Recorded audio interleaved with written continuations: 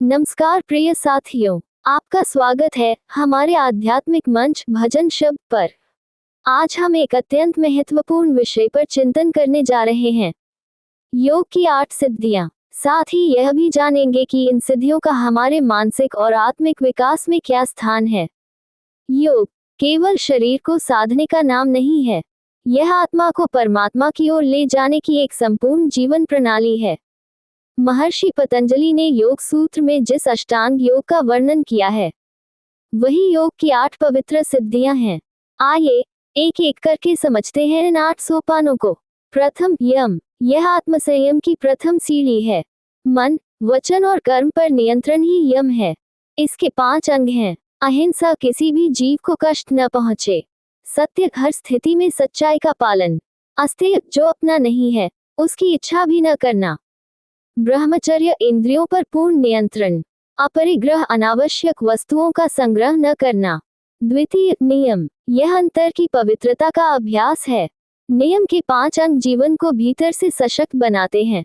शौच, तन और मन की शुद्धता। संतोष, प्राप्त में पूर्ण संतुष्टि।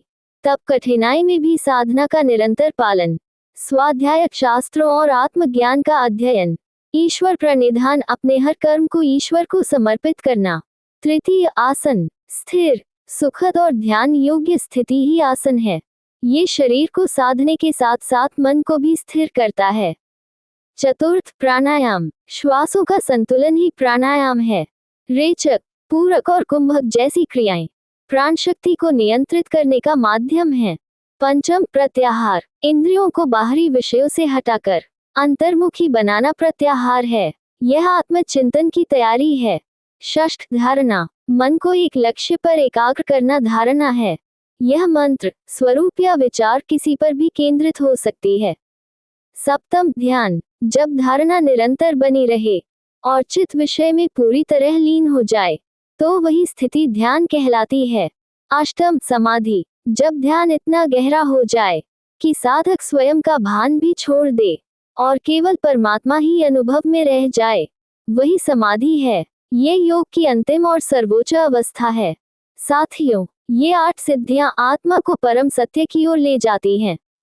हर चरण, हर साधना हमें एक नई ऊंचाई की ओर अग्रसर करती है।